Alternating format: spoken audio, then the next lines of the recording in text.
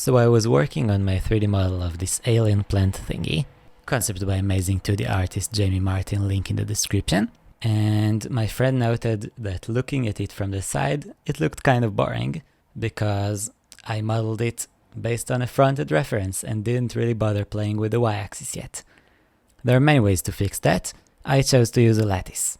You know, when you add a lattice object, scale it up to fit your mesh, add a lattice modifier, select your object, and start moving the dots around. However, in this particular example, you can see it doesn't work because I have those thorns on top. And for some reason, they don't follow a lattice that is connected to a different object. How rude of them. And I don't want to just join them to the main object, because what if after I used my lattice to distort the object, I now want to move this particular thorn? If only there was a way to use a lattice on a collection. Select all your objects. Hit the M key to make a new collection. Call it plant or something, I don't care. Turn it off.